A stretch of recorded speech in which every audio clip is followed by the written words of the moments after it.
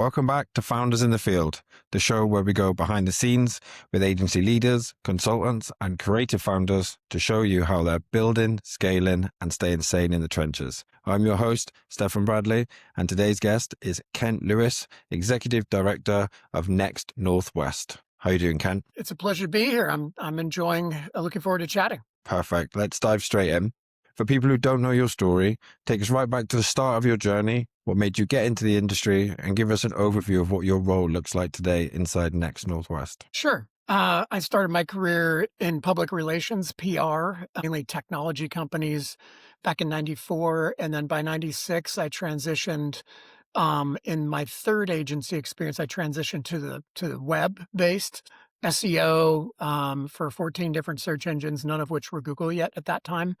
Started building teams in 97, co-founded my first agency in 99, my second in fall of 2000, Anvil Media, which I ran for 22 years before I sold it in 2022. I've been a part of co-founded two agencies, founded two agencies, fired from three agencies. So the reason I'm an entrepreneur is apparently I don't work well for others. However, the one caveat that it is once I sold my agency and that the acquiring agency, brought me on board as their chief marketing officer. It lasted 14 months. It wasn't a good fit. I moved on. So the opportunity for me was to apply my network and my knowledge of marketing to the nonprofit world. So I run a trade organization called Next Northwest. It was originally launched in 1906 as the Portland Advertising Federation, and we rebranded as Next Northwest last January. So I've been running it for a year as executive director, rebuilding the board, building out our event calendar, et cetera. So my journey's transitioned from being a PR person to using PR strategies to build effective SEO strategies, to building teams, to running nonprofits. I also co-founded a nonprofit called SEMPDX that was a search marketing trade organization, which I launched in 06, co-founded, and then we merged into Next Northwest last January. So that was an 18-year run there. So I've really liked to give back to the community in terms of both professionally and personally. I chose marketing because I want to be a copywriter, but I'm maybe not that kind of writer or not that great a writer. I can't draw, so I wouldn't be a good designer. Or I can't, illustrate. So I ended up just being effectively an account guy, a strategy guy. And it's boded me well. I enjoy it. I still do a little bit of contract CMO work, but mostly I'm trying to build the reputation of the Pacific Northwest, which is, Seattle and Portland and Boise, Idaho, as creative hubs for advertising and marketing professionals. And it's been fun. Oh, that's a wealth of experience you've got there from different roles, going through the same industry, but climbing the ladder, doing all different types of things, selling companies, building companies, selling companies, and now you're in the world of nonprofit, which is kind of probably like a bit of a full circle moment in the fact that you've made, I would have thought, you've made a lot of money. Do you mean you've had a lot of success, and now you're kind of working in the nonprofit world, sort of giving back to the community. Yeah, and ironically, I'm making the same amount now as executive director as I did back in 1996. So it's 100% full circle. But I'm not in it for the money at this point. It's a lot of fun. Yeah, no, definitely. And like, well done for you to be able to have a story to say coming from the 90s. You've gone through sort of the internet boom, the real internet boom where, it become more and more apparent that everybody needs to be online, the social media boom, and now you're entering the AI boom. So It's kind of like three different things. How do you compare this sort of era now to back in the 90s and then sort of the 2010s when social media came around? So in 96, I was like early stage internet, and they called it web marketing. SEO wasn't a term yet. Google wasn't a thing yet. I spent a lot of time on education, so my PR background was helpful. I was speaking and writing and being quoted in the press regularly, and I continued to do that to build my brand. Anvil in particular, over 20-something years, was speaking and writing, pitching the media, and that helped build the brand. But those early days was like in my old boss used to say, my mentor, in mystery, there's margin. So I was able to charge for what I did for doing SEO a lot more than you could today. I mean, it used to take me 10 hours to do what I can do in 10 minutes with AI. And also the second wave, social media. I was an instructor for a program called SCORE, which is a federal program here in the U.S. to help small businesses. And I did this 2 to 3 hour social media workshop to help small businesses. And that was kind of this other wave of using these other channels beyond pure websites, 20 something years ago. And then this next wave AI, there's nothing like it. I didn't realize when I sold my agency Anvil 9 months after AI went big. And I'm glad I sold when I did because it's very disruptive to the agency structure. And if you have a large headcount, you're kind of toast. I think smaller agencies are in a better position to scale with AI rather than having to downsize. And so I think AI is by far the largest impact in our lives and our careers as marketers. And distantly second would be the internet, and distantly third would be social and other communication platforms are tertiary compared to what AI is doing, and both disrupting in a good and a bad way. Definitely. Well, you're in the perfect sort of position to give us an overview of the three different things. But what does your role look like today inside Next Northwest, as in like the day-to-day things? Yeah. So as executive director, I envision having been was formerly president of SEMPDX for first couple of years and for the last year. And I'm more of a leader. I like to align and get people inspired and then let them do their thing, hire or recruit brilliant people to do their job. That was my approach at Anvil and at SEMPDX. And I'm redoing that. I'm doing that now with Next Northwest. Unfortunately, we are far more of an event-based organization, and events aren't my strength or my experience. So I've learned a lot in the past year. I had some minor event experience, but I don't enjoy it. Okay. So I've built a relatively large, well, same size board of 14 that I inherited, but it's 2/3 new. And then I built an entire advisory committee of 16 other professionals to help advise on speakers and help promote, and not a huge time commitment. But so I've created like a 30-person deep resource to help augment my weaknesses. And I think that's my piece of advice for people in a management or a leadership role is be aware of your weaknesses and turn those valleys, turn them out of view, but focus on your strengths. And that was, there's a guy named Dave Rendell. He's a professional.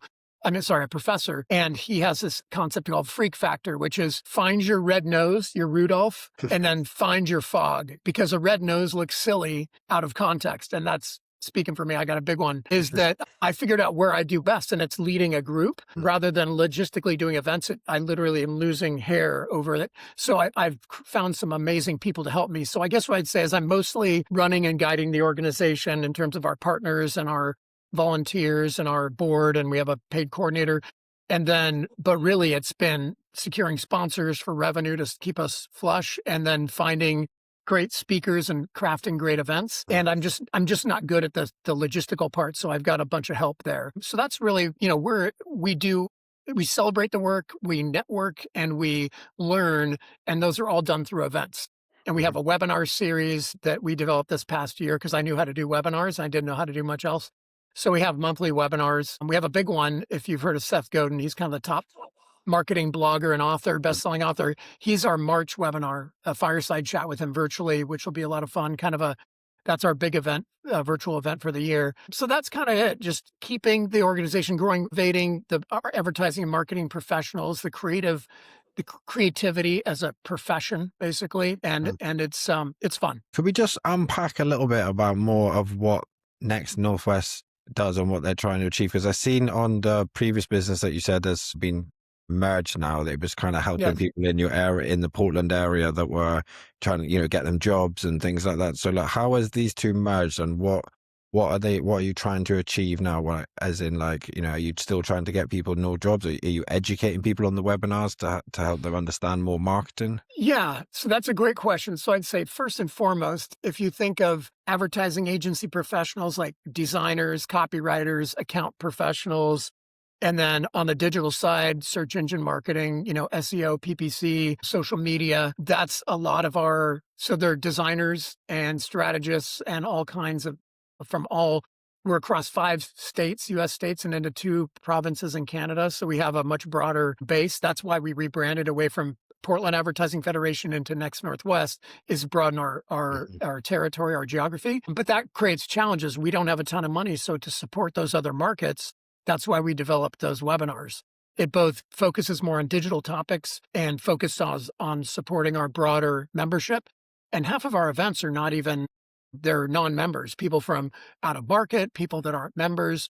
So we have a broader reach with our education. So it's primarily like what's new in technology, et cetera. So for instance, we have a AI panel this Wednesday with 4 AI experts, kind of your space. Mhm. And they're all from the Pacific Northwest. We're going to talk about where AI and marketing intersect, creativity, productivity, and then a lot of the issues around kind of structure, legal, moral, ethical issues, that sort of thing. So that's our panel this Wednesday. We do a lot of panel events. We'll do like a dozen this year. The next one in February is going to be a CMO panel. So chief marketing officers, Yeah. we'll have 3 or 4 chief marketing officers that are going to talk about like what's on their mind, what keeps them up, so that the agency world, which is a majority of our membership, is agency professionals, freelancers, contractors in the marketing and advertising world, is to help understand what CMOs are thinking about and how we can help CMOs more effectively. So that'll be exciting. To your point about the networking and growing, we have a career building hacks event in March, also a panel, and this one's going to be focused on how do you build your career to be more successful in today's post-COVID, post-AI world. And then another version of that will be in May. We're going to have a creative panel. So creative directors talking about where is creativity going in the age of AI and just in general, how is it going to evolve? And then one of our webinars, how to market your agency. So whether you're a freelancer contractor or you have a large agency, how are you growing your agency and how do you, in this kind of this crazy world we're in? So we're going to do a webinar like that. And we have a bunch more events. The other thing I'll mention is we have a Cascaded Creative Awards in June. We celebrate the work from submitting from all over the country, but mainly the Pacific Northwest. Anybody can submit, anybody can win. We have judges from all over the country, particularly the East Coast, away from, that aren't biased by our network. Yeah. And we've been doing that. It used to be called the Rosie Awards for 25, 30 years. And then we also have a golf open, a scramble, a fundraiser in the fall. And then we'll have every other month, we'll have a happy hour. So our peer networking is how we have to retrain people how to network in person.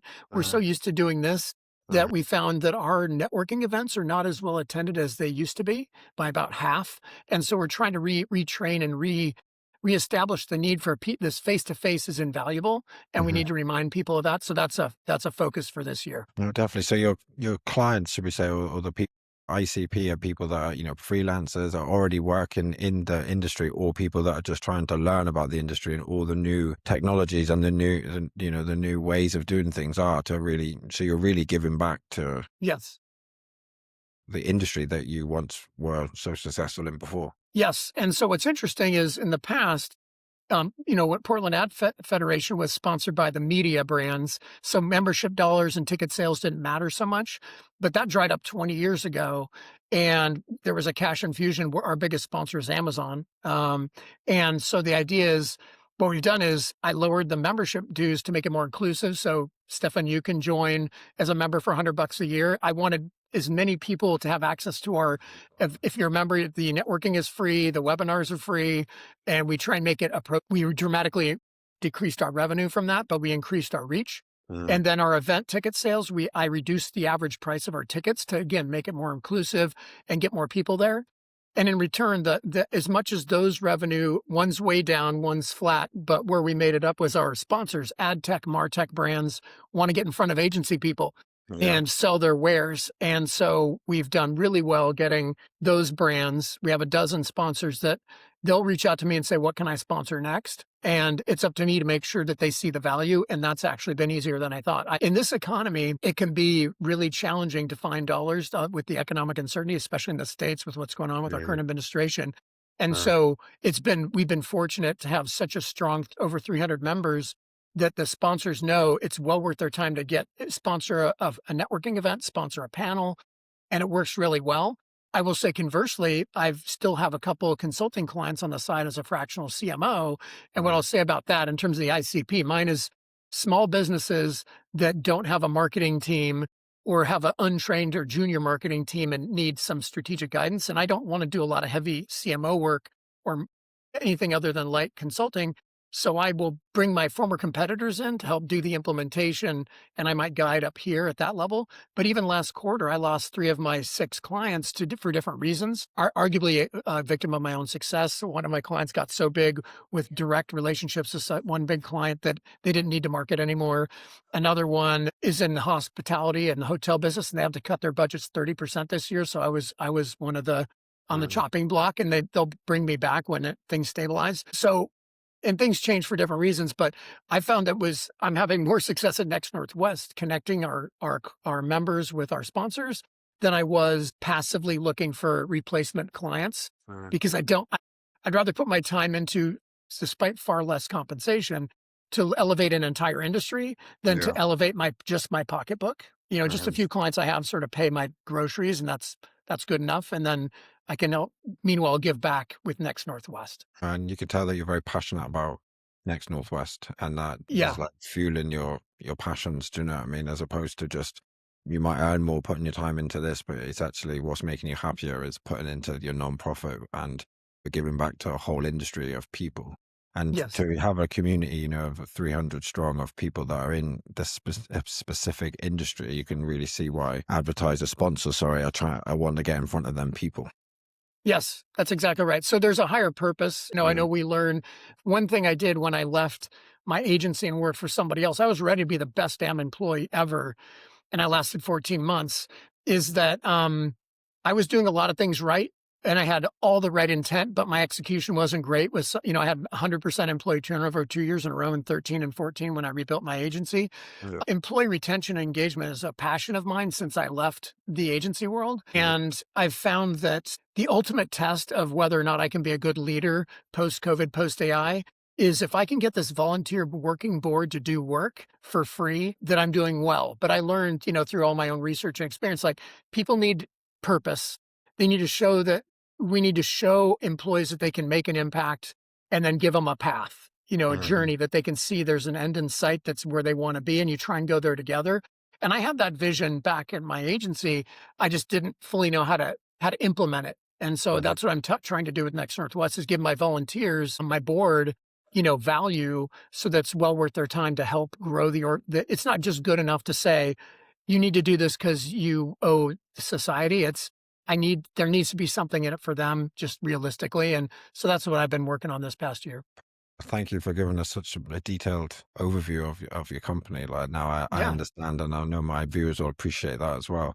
But just switching gears a little bit, what is working well and where do you still feel slight friction inside Next Northwest? So I would say what's working well is we have, we did 18 events last year without an event chair for 2/3 of the year. I had a couple misfires when I first came on in January to bring on an event person. It didn't work out because as I knew I wasn't good at events, don't enjoy it. We still did 18 events. They were almost all profitable, which was huge. We have 34 events scheduled for this year. And that may be too many, to be honest. So that's just a side note. But I would say that the friction is getting from 119 years of a non-working board to in the past year getting us to a working board. And it's an all new board, 2/3 new board. So it's not without its challenges. And then creating a compensation model that makes it worth my time to pull the hours I do. It's 3/4 hours time for 1/4 pay. It can be Nice. challenging. So we're working through those things. And I have to have in one way, I have to just have I have a different view of everything and I'm kind of getting there. So that's kind of the big thing. And then just getting people to attend events is probably the biggest rub. People they do not RSVP for events until the very last minute, making it so hard to plan and so stressful. Our AI event, we had 20 people registered last Thursday. We have 33 registered this morning. I thought we were going to be short. Anything over 30 will be great. Everybody will be happy. We'll probably end up with 40. That'll be fantastic. But every month we have an event. Every time we have an event, it's stressful. Mhm. Are we going to make it? So, for example, when you have an event like this AI event, would then you send out, and I'm guessing this is kind of rolls into your client acquisition because the people who are attending these events are coming onto your subscription model to become a member. These are what you Yes. all your clients when. So when they're coming up for an event, are you just reaching out to your members and sending them an email to say this is an event coming up, or do you have more of a robust sort of formula on how to get them to attend to events? So we have an email list that's actually far bigger than our membership. And we were not hitting them enough. I found Right. one solution is you have to beat people over the head until their eyes roll. Then they've heard it and they will book events. A more aggressive social, better SEO. We're redesigning the site after it's only a 3-year-old website. We're moving from WordPress to Webflow. Mm. We're going to mainly, to answer your question, Stefan, and be in your world, is we're going to rely a lot more on AI and leveraging LinkedIn to get out to the network. I have 27,000 connections on LinkedIn and I barely touched them. And I've done almost no AI on purpose, but I know I need to move to that. If I can single-handedly probably fill our events if we get the right automations in place. So that's something we're working on this year. I was just reticent to do that, but I know it is an easy solve, frankly. Yeah, no, definitely. For putting up automations just to send out messages to your already connections, even just to get them on an email list or to for the membership, it would definitely will help you a lot. And when the right automations are set up, you'd only have to, step in for when they actually reply with something that's, so it moves further on because obviously a lot of people, don't reply to the certain things, and writing out emails, writing out LinkedIn messages constantly. That's probably why you haven't done it, because it's like a non-starter. But having the right automations in place definitely streamline that, and will make it much more accessible and much more doable. Yeah, right. That's exactly right.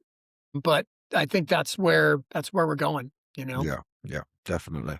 So going on to like client acquisition, how do you get more members to join your membership? So again, I think it's using stories from existing members, interviews with future speakers to help tease the events, recaps and archived videos on our YouTube channel. But a lot of it's the storytelling on our newsletter. We have a team of 3 people just doing the newsletter. Yeah. So yeah, so that's kind of how we did that. Have you thought about reaching out to like on doing it through like a B2B model as opposed to, because these people a lot of them are already in the industry. Obviously, when you're doing a newsletter, that's sort of to your inbound to the people that's in your Yeah, email list. Have you thought right. about reaching out sort of to other industry, no, to this industry, but different businesses that are in the industry that are not on your email list, to either get them on the email Yeah. list or to potentially get them on a membership? Yeah, that's what we're doing with LinkedIn, primarily outreach to agency owners, freelancers, and contractors for sure. And then getting them to promoting specific events versus general promotion of membership. We'll get them in when they see we're doing a better job of remarketing.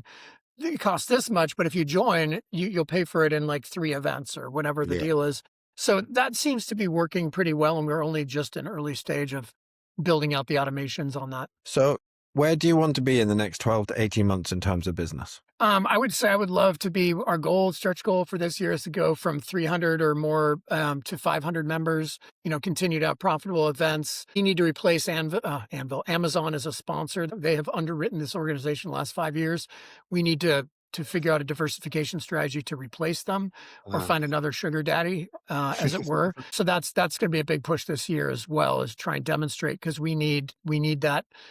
It's not cheap to run an organization of our size and reach, and yet we have very little resources. So that's going to be, so in 12 to 18 months, if I am making a livable wage, or the next person after me is, and the clients, our members are happy, our sponsors and our presenters have a good time, then I know that we've made it, and we'll continue to move the ball in a lot of other ways as well. Goals to have, and definitely doable. Do you know what I mean? It's just getting the sponsors. Facing Amazon, obviously, that's a big one, but you definitely can do it, and that's sort of like the life force keeping everything going, isn't it?